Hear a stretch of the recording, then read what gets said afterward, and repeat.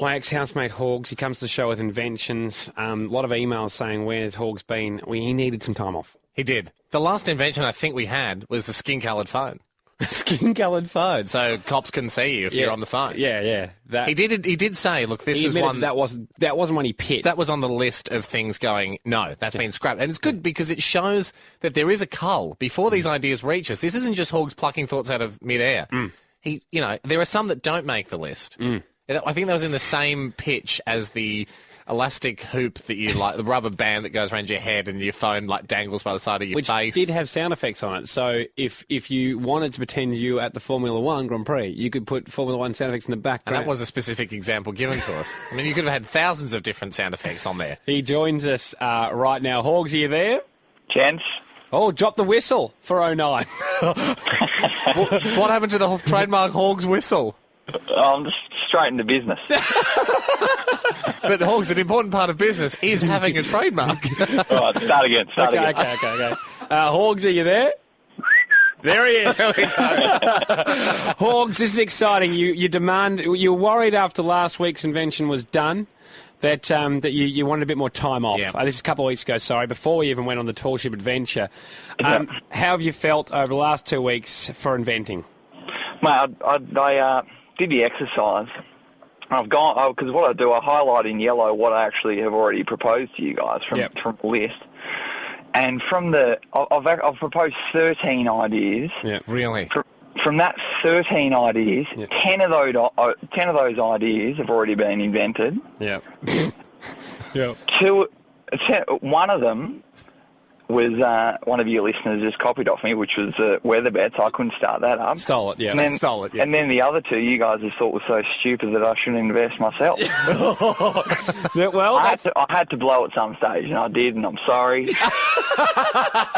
Okay. You did, Horgs. It was nice to have you back. But it was good. I mean, do you feel that the break is, have you been thinking a lot more in the break now that your mind's got a rest, or? Oh, the list is growing a lot stronger, and I'm confident this year. Now, people, when Horgs talks to the list, he has an Excel spreadsheet that is on his desktop where he works as a kid's book salesman, and that's where he adds the idea. You'd have to have a lock on your computer, Horgs, in case people. What if people tried to break in and steal your ideas? Yeah, I just hope that doesn't happen. haven't done anything to prevent so far, but good idea. Okay, there we go. One for me. Let's hear your invention this week. People at the ready on 131060 if you're willing to invest or question the invention of furthermore. Horg, go take it away. Yeah, this week's is called Photobet. So similar to weather bet, you bet on the weather. Photobet. You bet on the photos, right? What do you mean you bet on a photo? So what happens, you go on to Photobet, and you might want to place a $20 bet. What do you mean? How do you bet on photos? Hang on. Okay, sorry. So two photos flash up, a man and a woman, which is, the couple, or the husband and wife flash up, and then 10 kids flash up underneath, and it says, right, this couple has 3 kids. You have to pick the 3 kids. And so you might go, all right, he's got their nose, he's got the smile there. And it's, like 10-1 to pick all the 3 kids. Oh, yeah. And then there's different odds for how many. So it's basically... This is just betting on anything. This should just be not, any mate, bet. It's Photobet. Yeah, but you could have a website where you just bet on anything. Then you could have colour bet. And then you go, if you mix all these together, what colour do you reckon you can get? You could have ant bet. Which ant will the anteater eat in this short video? Why? Maybe that's a new exception for... If this is Photobet, you can do anything. Now, Horgs... I think Photobet's a lot stronger than all that stuff. Ben, on 131060. Ben, you have a question for Horgs. Yeah, I'd just like to know, Horgs, what if the parents have stepchildren or adopted kids? Do the odds go up or do they go down? Good question.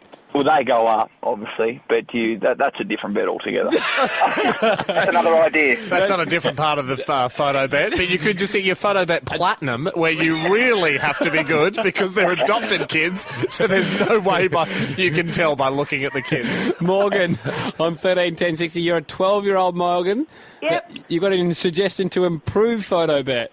Yeah, I think that a way to make it better could be if you make it a scratchy card or something like that, and then you tick the boxes of who you think the children are.